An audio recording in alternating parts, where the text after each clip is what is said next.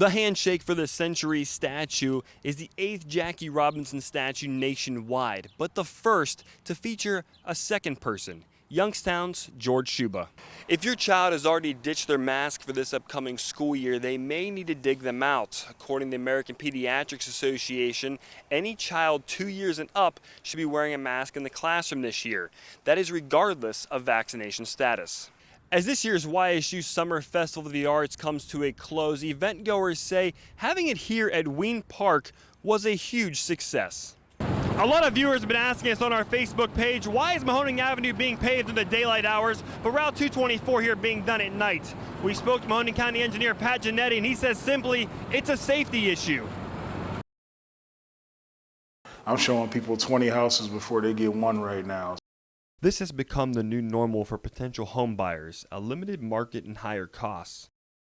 April McGagan, branch manager of Howard Hanna & Howland, says this limited market has been created by a perfect storm. We have a huge sector of baby boomers still in their homes, still healthy and not willing or wanting to move away from their homes. And then we have another huge sector of the population, the millennials, that are ready and willing and able to buy homes and buy more expensive homes than they have been in the past. According to Realtor.com, as of June, the national home inventory has dropped by 50%, while the average home costs are up by 15%. Have you set up for a showing today? Sean Burton is in his first year of realty and says each deal comes down to minutes. I was driving to a property and the agent would call me and say they already accepted an offer and the house could be listed for an hour. With these rising home costs, should buyers be worried the houses they're buying today not be worth that 5 to 10 years from now? I think right now we are in this for the long haul. We are catching up to the bigger cities, to Cleveland, to Columbus. Right now it's a shock to us because we've been known for a lower housing market, but it's not like 2008. We're not going to have a market crash. With more local news, I'm Matt Roth. It was the biggest blow I've ever taken in my life, me and my wife. Walrus Subs owner Ali Rahim reflects back on the day his restaurant in Austintown was lost due to a fire in March of 2020. Then just 2 days later, Governor DeWine issues the shutdown of all non-essential business, making it nearly impossible for Rahim to reopen his doors anytime soon. Everything was shut down. There wasn't resources available to go and do things and, government things to get your licensing and, start fresh again, The world was on pause. During that time, Rahim lost his second location in Niles due to the pandemic, and the estimated 3 to 4 month rebuild of the Austintown location went from an estimated 3 to 4 months turned into a 1 and 9 day transformation of the restaurant, now offering dine-in seating for the first time. I asked Rahim what kept him motivated to continue going post-fire and pandemic. He said simply to continue serving his community. I got to a point where I just wanted to fight harder, man. I wanted to push. I wanted to bring this back, and I wanted it to be better than it ever was. I can't take away what happened. However, I trusted God to step in and help me through the process, and I trusted God, and He blessed me with something amazing. With more local news, I'm Matt Roth. Good evening. One of the main topics Youngstown Police Chief Carl Davis discussed during his afternoon press conference was the direct correlation between the city's gun violence and its bars and nightclubs. Now he's already met with Governor DeWine in hopes of finding a solution to this issue. Our focus will be managing large crowds, leaving the bars without targeting specific individuals. We have met with several bar owners recently and have discussed plans to make clubs and bars safer by actively prompting dispersal at the end of the night. 5 shootings in the past 2 months have occurred at city bars, 2 of which just a block away from the East Side Civic. Its manager, Lori Greenwald, says the biggest concern the violence brings is the ability for them to still sell alcohol. They're coming down really hard on the license, the people that own the license and that are running the establishment, when a lot of it really is just the people, themselves, that it's an inner conflict with them. This string of violence has made some business owners rethink their daily operations, including the Gold Exchange Pawn Shop located on the city's south side. Like when we close down, there's 5, 6 people always closing together, so it's not one person by themselves. opening, there's at least 2 or 3 to open the store. But yeah, so it's a big concern for us. The city's increased presence at these night spots is set to begin immediately. With more local news, I'm Matt Roth. If you are in the market for a new or a used vehicle, don't get sticker shock when you walk the lot or visit that sales room floor. Per KellyBlueBook.com, used car prices were 25% higher this May in comparison to last year. I met with some local used car dealers to find out why. We don't have the chips for the new cars because they are coming from China or wherever. And there's cars really actually stockpiled now that cannot be delivered until these chips are available. Auto experts say the shortage is directly caused by the COVID-19 pandemic and increasing technology sales. Just like your computer at home, cars operate on computer chips. The average car today has nearly 3,000 chips. Now, this shortage has caused a trickle-down effect between new and used dealers. It's starting at the dealerships, the Greenwoods and big dealerships. They can't get new cars. As of last week, they only had 4 new cars on the lot. There's some dealers that don't have 35 new cars. And I mean big dealers. According to CarAndDriver.com, $61 billion is what's estimated this chip shortage is costing the industry, all stemming back to the lack of production in the second quarter of 2020. While currently there is no timetable when the chip production will return, dealers are remaining optimistic. The well's going to run dry. A lot of it has to do with the chip. I mean, once they release all that and we get through this, cars are going to be stockpiled again. With more local news, I'm Matt Roth. Paving crews clock in at 9 p.m. and work through 9 a.m. Last night they were busy ripping out the old pavement on Route 224. So we do it at night that way to lessen the impact to those local businesses there.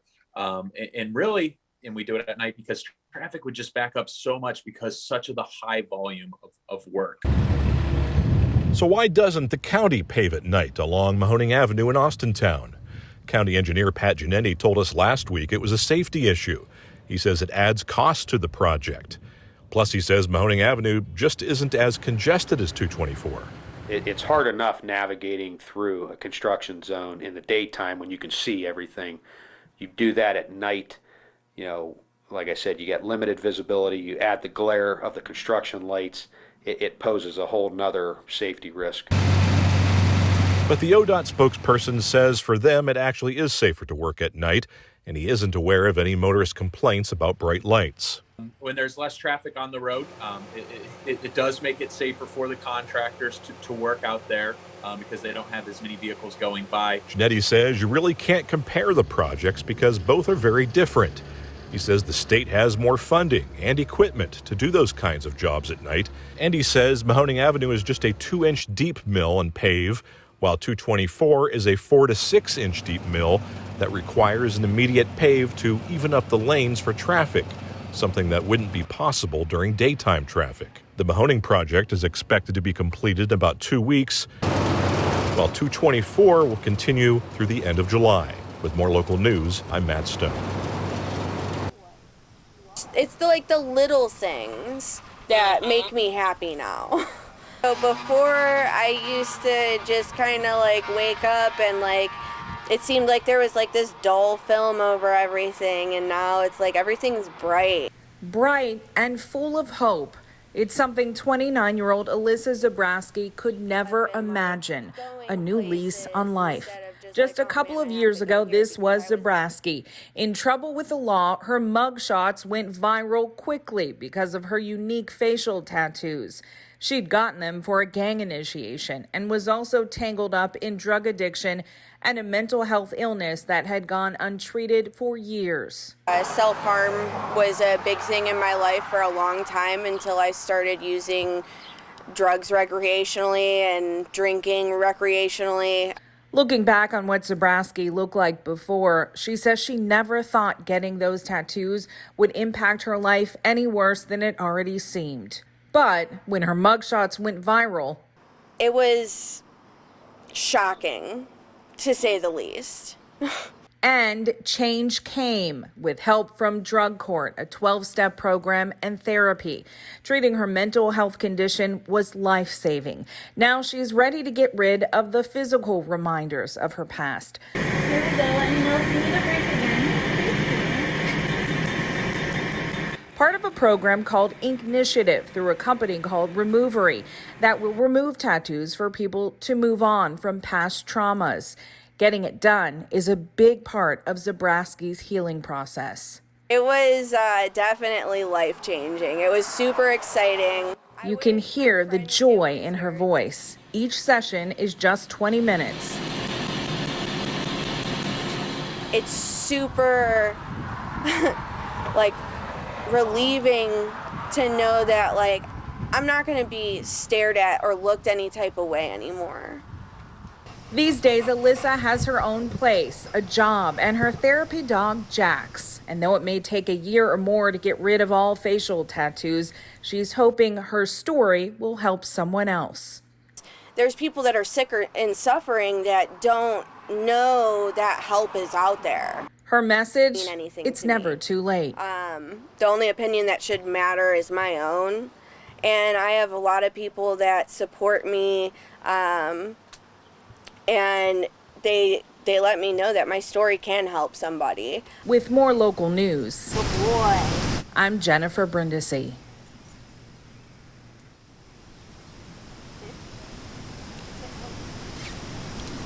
The Brad Keselowski Checkered Flag Foundation is honoring Staff Sergeant Bradley Miles, who died last December, by having his name on his number 2 Ford. It's just unbelievable to me. Bradley was so obsessed with cars. He was in car clubs and always bringing home something. So it's just so fitting for him. And he loved NASCAR. McDowell and Brad Keselowski wins Talladega. I'm glad to be able to honor your family and friends. And it's really special cause and an important weekend for NASCAR and for our country. Sergeant Miles passed away at the age of 32. He left behind his wife and their 3 small children in South Carolina. They'll be at the race Sunday and meet with Keselowski. I think that once we get there, it's going to be a lot of emotions. Yeah, we're excited though. It's so exciting. I mean, we're just excited about it. A lot of the things, have just been so sad and hard. And so this kind of brings a little excitement to it. This is a hard weekend for us. It's Memorial Day. Miles joined the Army at 17 and served multiple tours and continued his service until his passing. Holly and her kids are grateful for the opportunity and look forward to the race and hopefully seeing the number 2 car in victory lane. We became lifelong supporters of Brad, just with everything that he does with the military. So we hope he wins this race and every race and just, bring my husband across that line.